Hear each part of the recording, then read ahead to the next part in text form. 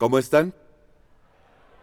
Es un gusto estar reunidos. Seguro que se han dado cuenta de que reunirnos y conocernos mejor en nuestros pequeños grupos y tener momentos de oración es muy vigorizante. Muchos de ustedes me han contado, cuando vuelven, que están ansiosos por estar con las personas que se han vuelto nuevos amigos. Hoy quiero hablar acerca del por qué la resurrección de Jesús es importante para nosotros. Quiero empezar la sesión revisando el Nuevo Testamento y lo que allí nos dice sobre la resurrección de Jesús. Los cristianos han creído siempre en la proclamación de que Cristo murió, Cristo resucitó y Cristo vendrá de nuevo.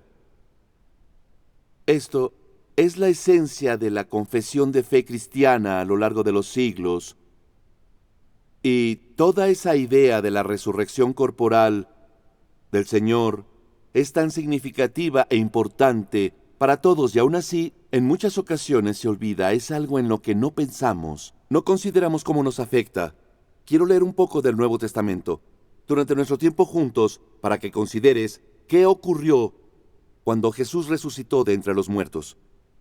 Para empezar, como se darán cuenta en los 4 evangelios, quedó registrado que Jesús dijo varias veces a sus discípulos que iba a morir y que iba a resucitar de entre los muertos. Encontrarán numerosos relatos sobre esto en los evangelios.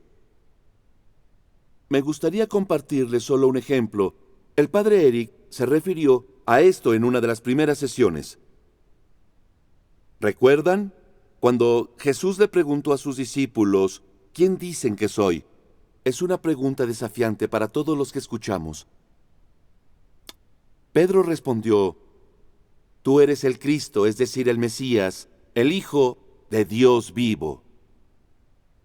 Y Jesús inmediatamente respondió, diciéndole, esto no te lo ha revelado ni la carne ni la sangre, sino mi Padre que está en el cielo. Él te ha dado esta revelación, esta gracia de saber que soy el Mesías, el Hijo de Dios vivo. ¿Se pueden imaginar a Pedro? Sí, Señor. Sí, Señor. Sí, Señor. Entonces continúa. El Señor continúa, tú eres Pedro, y sobre esta piedra edificaré mi iglesia. En otras palabras, Él es quien va a dirigir a sus apóstoles, así que se siente muy, muy bien. Pero luego, como resultado de la revelación de que Jesús en verdad es el Mesías, el Cristo, el ungido, el Señor revela entonces su misión. Y les dice, voy a ser condenado a muerte, y voy a morir. Me sepultarán y me levantaré de entre los muertos. Ahora, Pedro no logra entender esta revelación que Jesús hace y dice, Dios no lo permita, Señor, no pasará. Y la razón de que Pedro reaccionara de esta forma fue la cosmovisión judía, su paradigma, su idea sobre el Mesías, que decía que sería un Mesías guerrero, que iba a venir a vencer a los opresores de Israel. En este caso, en ese momento de la historia, era el gobierno romano. Entonces decir que iba a morir como el Mesías no tenía ningún sentido, porque para ellos un Mesías muerto no era un Mesías. De hecho, hubo personas antes y después de Jesús que afirmaron ser el Mesías, y una vez que fueron atrapados y asesinados, sus seguidores se dispersaron, se fueron, todo terminó, jamás fueron recordados. Así que no tenía sentido para ellos que Jesús estuviera hablando de morir. Les diré algo sobre la resurrección. Muchos de los judíos, aunque no todos ellos, pero muchos de los judíos creían en la resurrección del cuerpo al final del tiempo, cuando Dios regresara a juzgarlos a todos. Eso lo vemos en Juan 11, cuando Lázaro, un amigo de Jesús, muere y su hermana dice, sé que resucitará al final de los tiempos, en la resurrección. Así que creían en eso, pero nadie había anticipado que alguien resucitara antes. Ese alguien era el Hijo del Hombre, Jesucristo.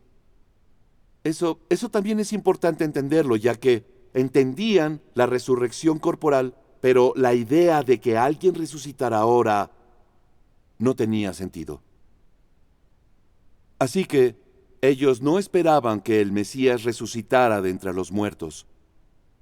Cuando Jesús es crucificado, cuando lo matan, los discípulos no dicen, oh, él lo había dicho. Están completamente en pánico. Y en la última cena, como se relata en el Evangelio de Juan, vemos que pasan varias cosas. Es traicionado por uno de sus compañeros más cercanos, uno de los 12. Judas traiciona a Jesús. Cuando es arrestado, todos ellos huyen. Pedro y tal vez Juan terminan cerca del lugar donde se realiza el juicio y a medianoche. Y cuando alguien se da cuenta que Pedro es uno de los seguidores del Señor, dice, no conozco a ese hombre. Lo niega 3 veces diciendo, no conozco a ese hombre. Así que la realidad de la situación cuando Jesús es arrestado y está sufriendo su pasión y su muerte, es que se dispersaron. Y cuando ya está muerto y lo llevan a la tumba, ellos no están mirando sus relojes, anticipando la resurrección. Están en duelo. Y tienen mucho miedo de que las autoridades puedan arrestarlos a ellos también. ¿Ven el panorama? Ahora, algunas de las mujeres valientes que estuvieron en la crucifixión de Jesús, a diferencia de la mayoría de los apóstoles, salvo Juan, el resto aparentemente no estuvo presente.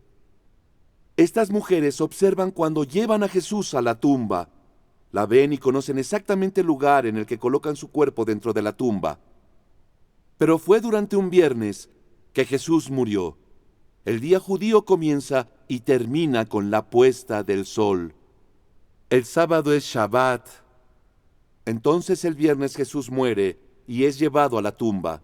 Las mujeres ven dónde es colocado, pero no pueden hacer cumplir su derecho a un funeral apropiado. Ellas quieren ungir su cuerpo, su cadáver. Entonces observan dónde es colocado y por causa de la ley judía descansan en Shabbat, pero planean volver el domingo que comienza al atardecer, sábado en la tarde para nosotros. Regresan a primera luz. Ahora, de nuevo, no regresan con la idea, sí, ya no va a estar en la tumba. Regresan con especias y cosas para ungir el cadáver. Y se preguntan cómo van a mover la enorme piedra que está en la entrada de la tumba. Y cuando llegan ahí, la piedra ya ha sido movida. Se dan cuenta que Él no está ahí. Y entonces un mensajero, un ángel dice, ¿por qué buscan entre los muertos al que está vivo? ¿Por qué buscan entre los muertos al que está vivo? Recuerden lo que Él les decía cuando aún estaba en Galilea.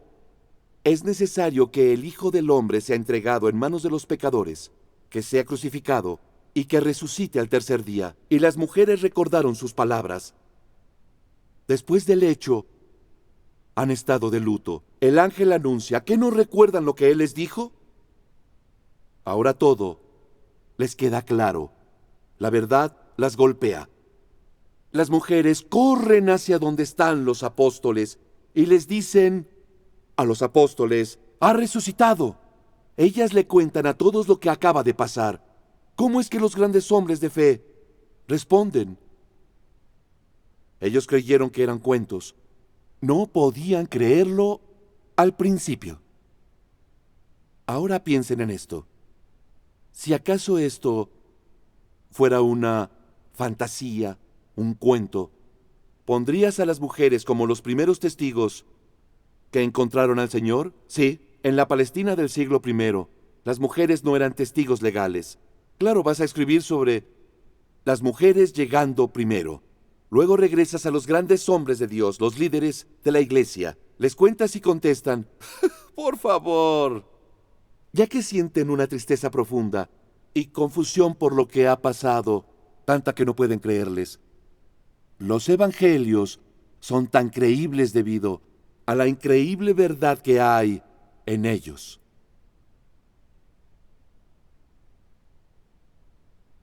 Ahora, quiero extenderme más allá de los evangelios. Ustedes tienen que leerlos, lean los relatos en los evangelios. Estos varían un poco en términos de lo que tuvo lugar, pero el hecho es que claramente pasó algo que era inesperado entonces. Y la verdad fundamental que está en todos ellos es que la tumba estaba vacía y que Jesús estaba vivo. Y por cierto, cuando empieza a aparecerse a sus discípulos, no describen a un hombre golpeado en una silla de ruedas. Este es un hombre que ha sido transformado en una clase de cuerpo glorificado. Tiene materia, también tiene sustancia. Es un cuerpo real, pero ha sido transformado y se comporta y actúa de forma diferente. Sigue siendo él. Come con sus discípulos, habla con ellos, pero ha sido transformado. Está en un cuerpo glorificado. Déjenme contarles de un par de segmentos en el Nuevo Testamento que son dignos de compartirles. Empezaré diciendo esto. El Nuevo Testamento es una colección de 27 documentos diferentes que fueron escritos por varios autores diferentes. Esto fue durante el siglo I. Todos los autores creían y todos hablaban de que Jesús resucitó de entre los muertos. Algunos de ellos fueron testigos oculares del Cristo resucitado. Muchos de nuestros documentos históricos que hemos considerado confiables fueron escritos siglos más tarde. Estos tienen lugar durante el siglo en el que Cristo vivió, murió y resucitó de entre los muertos. Este es un punto muy significativo que se debe considerar o reconocer. San Pablo escribió una carta a la iglesia en Corinto. Se llama Primera Carta a los Corintios. Y esta se escribió alrededor del 57 después de Cristo, probablemente menos de un cuarto de siglo desde los eventos de la muerte y resurrección de Cristo. Es muy significativa la cronología. Además, su conversión fue alrededor del 37 después de Cristo. Ocurrió apenas unos años después de la resurrección de Jesús. Y en esta carta dice, aquí están las cosas que son más importantes. El padre Eric compartió esto la otra noche, pero déjenme retomarlo y detallar lo que dice. Primera a los Corintios 15. Les he transmitido en primer lugar lo que yo mismo recibí. Cuando tuvo su experiencia de conversión en los 30, los otros apóstoles lo instruyeron en la fe. El primer aspecto importante, Cristo murió por nuestros pecados conforme a la Escritura. Fue sepultado y resucitó al tercer día, de acuerdo con la Escritura. Se apareció a Cefas, que es Pedro, y después a los 12. Luego se apareció a más de 500 hermanos al mismo tiempo, la mayor parte de los cuales viven aún, y algunos han muerto. Además se apareció a Santiago y de nuevo a todos los apóstoles. Noten un par de cosas aquí. Está tratando de comunicar a la iglesia cristiana primitiva, a los primeros creyentes, que es lo primero en importancia, y dice, quiero que ustedes entiendan que Cristo murió por el perdón de sus pecados, que fue sepultado y al tercer día resucitó de entre los muertos. Él lo considera como el mensaje esencial. Luego continúa y dice, escuchen, estas son algunas de las personas a quienes se apareció. Y fue durante un periodo de tiempo de 40 días que apareció ante estas personas.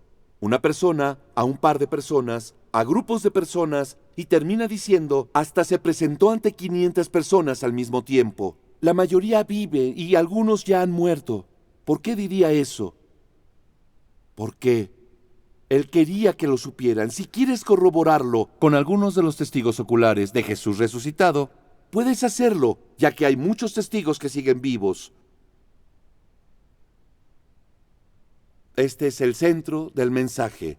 De eso justamente se trata la fe cristiana, que Jesús murió por el perdón de nuestros pecados y resucitó para conducirnos a un tipo de vida completamente diferente aquí y en la vida después de la muerte. Y la proclamación de que Jesús resucitó de entre los muertos se vuelve el centro del mensaje del Evangelio. Ahora piensen esto, los apóstoles pudieron haber instruido sobre las enseñanzas del Señor. Pudieron comenzar enseñando sobre el Sermón de la Montaña, por ejemplo. O pudieron concentrarse en las señales y maravillas realizadas por el Señor, cómo sanó a las personas, las liberó de espíritus malignos y también resucitó personas. Tenía autoridad sobre la naturaleza. Pero siempre iniciaron con el hecho de que Jesús resucitó. Eso fue el corazón del mensaje que querían comunicar. Lo habían visto por un periodo de 40 días, lo tocaron, hablaron con él, comieron con él, vieron que era cierto, así que esto transformó sus vidas. En Hechos de los Apóstoles, capítulo 3, hay un gran relato de Pedro y Juan subiendo al templo de Jerusalén para orar.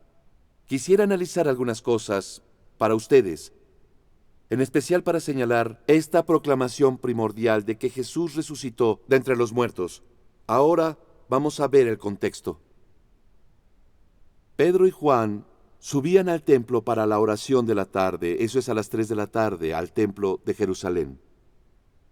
Las personas inválidas, discapacitadas, se sentaban en las escaleras afuera de las puertas, las diferentes puertas por las que entraban hasta el templo para orar. Entonces entran, nos dicen, con increíble detalle, claramente basado en los testigos oculares, que estaban entrando por la puerta, la hermosa. Ese era su nombre. Había un hombre ahí, y Lucas nos dice que el hombre era paralítico, de nacimiento. Escuchen, tenía más de 40 años. Ahora, el pueblo judío entendía la importancia de dar limosna, era parte de la ley y era parte de su vida. Así que le daba limosna a los pobres. Este hombre está rogando para que le den algo. Pedro y Juan lo miran. Y algo sucede entre ellos. Pedro y Juan son inspirados por el Espíritu Santo. Pedro le dijo, no tengo dinero, ni tengo plata, ni oro, pero te doy lo que tengo. En el nombre de Jesucristo de Nazaret, levántate y camina. Y toma a este hombre paralítico de más de 40 años, lo toma de la mano. Sus tobillos y pies inmediatamente se fortalecen. Entonces él se levanta. Este hombre empieza a saltar, saltaba y alababa a Dios. Fue sanado, ahora está completamente sano. Bueno, ¿no es una buena forma de atraer multitudes? Así que las Escrituras nos cuentan que las personas reconocieron que este era el hombre paralítico que había estado allí todo el tiempo pidiendo limosna. Se percataron que era el mismo hombre que estaba alabando a Dios por su sanación. Entonces todas estas personas se acercan a Pedro y a Juan. Y Pedro dice esto, miren lo que pasa. El Señor confirma la verdad del Evangelio con una sanación. Después, Pedro proclama el mensaje. Escuchen lo que dice. Israelitas, ¿de qué se asombran? ¿Por qué nos miran así como si fuera por nuestro poder o por nuestra santidad que hemos hecho caminar a este hombre? El Dios de nuestros padres glorificó a su servidor Jesús, a quien ustedes entregaron renegando de él delante de Pilato. Cuando éste había resuelto ponerlo en libertad, ustedes renegaron del santo y del justo y pidiendo como una gracia la liberación de un homicida. Mataron al autor de la vida, pero Dios lo resucitó de entre los muertos, de lo cual nosotros somos testigos. Ahora, justo en el corazón de la proclamación, no se detienen para hablar del hombre sanado. ¿Qué es lo que hacen? Dice, ustedes crucificaron al Mesías, pero Dios lo resucitó de entre los muertos. Y continúa, hermanos, sé que tanto ustedes como sus jefes lo hicieron por ignorancia. Solo que Dios ha cumplido así lo anunciado por todos los profetas, que su Mesías iba a padecer. Pero ¿qué hacen con esa información? Dice, ahora arrepiéntanse y conviértanse para que todos sus pecados sean perdonados. Y así el Señor hará venir tiempos de consuelo. Dios resucitó a su siervo y lo envió primero a ustedes para bendecirlos, haciendo que cada uno se convierta de sus maldades. Es una proclamación básica. Cristo fue crucificado, resucitó y está vivo. Él quiere que puedas volverte a Él. Y continúa diciendo, Aquellos que escucharon el mensaje creyeron en su palabra y aproximadamente 5,000 hombres creyeron. ¡Qué increíble poder! Y lo que pasó después es que algunos líderes judíos llegaron con el guardia del templo y estaban molestos por sus enseñanzas. Y estos son puntos clave. Los saduceos, un partido del pueblo judío, se molestaron porque estaban enseñando sobre la resurrección de Jesús. No tanto por la persona, sino por la idea de que fuera resucitado de entre los muertos. Los saduceos no creían en la vida después de la muerte. Al igual que muchas personas hoy en día, creen que vives, mueres y eso es todo. Así que los arrestaron. Ya está atardeciendo y los llevan a la cárcel del templo. Tuvieron que quedarse ahí esa noche hasta que son llevados ante la justicia al día siguiente. Ahora escuchen, ¿qué es lo que los apóstoles reciben como respuesta cuando proclaman la buena nueva de que Jesús fue levantado de entre los muertos para que nos arrepintamos del pecado y poder tener una vida nueva? ¿Qué consiguen? ¿Contrato editorial? ¿Consiguen su propio canal en YouTube? ¿O pueden estar en programas nocturnos? Los mandan a la cárcel. Estos hombres estaban aterrados apenas unos meses antes que negaron al Señor y ahora están llenos de poder. Ahora, vamos a tener un retiro del Espíritu Santo donde vamos a hablar del poder de Pentecostés, el poder del Espíritu Santo que se nos prometió en virtud de lo que hizo Cristo. Eso lo cambia todo en nuestra vida. Estaban ahí frente a las mismas personas que condenaron a Jesús. Pedro es llenado de poder por la resurrección y la venida del Espíritu Santo para dar testimonio de la resurrección de Jesús. Ahora, me gustaría mencionar otro punto interesante. La respuesta de aquellos que estaban escuchando fue decir esto. Al ver la seguridad de Pedro y Juan y notando que eran hombres simples y sin instrucción, se admiraban. También sabían que habían sido compañeros de Jesús. Y esto viene del hecho de que Pedro y Juan tenían una relación personal con el Señor Jesús. En el cristianismo lo más esencial es la relación con una persona, el Señor Jesús. Es crucial entender esto. No se trata principalmente de un sistema de creencias o una filosofía o una religión. De lo que se trata es del Señor Jesús. San Juan Pablo II dijo esto hace tiempo. A veces los católicos han perdido o nunca tuvieron la oportunidad de experimentar a Cristo personalmente, no como un simple paradigma, sino como Dios vivo, el camino, la verdad y la vida. Y no solo se limita a los católicos que no lo conocen personalmente. Muchos cristianos y muchas personas que no están bautizadas nunca se enteraron que pueden tener una relación con el Señor. Hoy, el Señor Jesús resucitado. Y la transformación. Recordarán que el padre Eric dijo que una de las cosas clave para él fue el testimonio de otras personas. Y lo que pasa es que sabemos que está vivo, sabemos que está habitando en mí. Y esa transformación del interior hacia afuera es lo que nos lleva a ser llenos de poder para ser testigos. ¿Por qué la resurrección es importante para ti? Algunas cosas. Para empezar, corrobora todo lo que Jesús dijo e hizo. Todo lo que Él dijo e hizo es corroborado por el hecho de que era un hombre que fue asesinado, colocado en una tumba, y 3 días después se levantó en un cuerpo glorificado, un cuerpo transformado. No es un fantasma. Las personas lo vieron, no es un hombre golpeado, herido o lastimado. Es una persona que habló con ellos, que se relacionó con ellos, que pudieron tocar, que también comió con ellos. Así que corrobora todo lo que afirma y es la prueba de que el Padre recibe el sacrificio del que el Padre Eric nos habló, el Cordero de Dios que quita el pecado del mundo, el sacrificio para toda la humanidad. El Padre lo recibe y lo corrobora, lo confirma resucitando a su Hijo de entre los muertos. Lo segundo es la promesa de que Dios nos da una vida nueva, aquí y ahora. Las Escrituras nos dicen repetidamente cómo es que por la resurrección de Jesús, igual que el Padre glorificó al Hijo, nosotros también tenemos una renovación en la vida. La vida nueva de la nueva creación que comenzó con la resurrección de Jesús empieza aquí y ahora para ti y para mí. Una vida transformada, y lo discutiremos a detalle durante el retiro del Espíritu Santo. Tercero, la resurrección de Jesús es la base para la vida renovada para nosotros, para que otras personas puedan conocer la verdad y podamos impactar nuestro alrededor, no solo a las personas, también la cultura y la creación misma, al vivir completamente por Dios, cumpliendo los propósitos para los que fuimos creados. Además, es la promesa de la vida eterna y la resurrección corporal.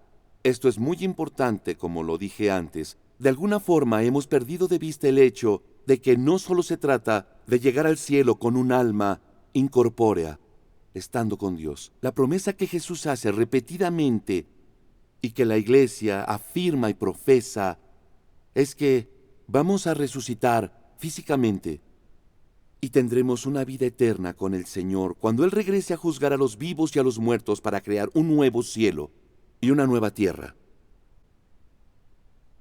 Ahí es donde se encuentra la esperanza, finalmente. Esa es la promesa que vemos en la resurrección de Jesús de entre los muertos. La muerte no es el final de la historia. Entonces, si pensabas como los saduceos en la aniquilación después de la muerte, los cristianos no creemos en eso.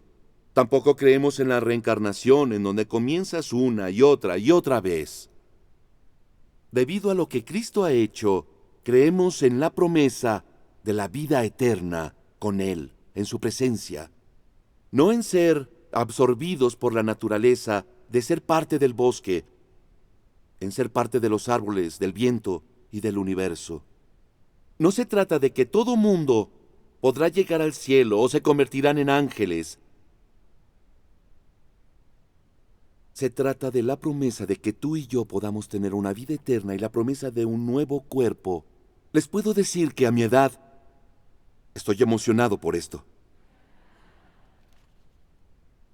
En España hay un monumento a Cristóbal Colón, conmemorando a este gran explorador. Y hay una extraña estatua en la base del monumento. Es un león. Y hay 3 palabras en latín y él está desgarrando la primera palabra. Los españoles creyeron que finalmente habían llegado a los límites de la exploración. Creyeron que habían llegado al final del mundo. Pero Cristóbal Colón, en sus viajes, descubrió que había mucho más. Así que las 3 palabras eran el lema de los españoles. Era no más allá. Y lo que el león está desgarrando es no, ya que hay un más allá. Es verdad para nosotros que descubrimos a Cristo, que existe un más allá. La mayoría de las personas perciben que hay un más allá de la muerte. Jesús nos muestra cómo es la promesa de su propia resurrección. Oremos. Señor, te agradecemos que haya algo más allá. Te agradecemos que nos hayas mostrado el principio de esa nueva creación en tu propia resurrección. Ayúdanos, Señor, a reconocer el gran propósito al que nos has llamado a todos nosotros en tu Hijo Jesucristo. Amén.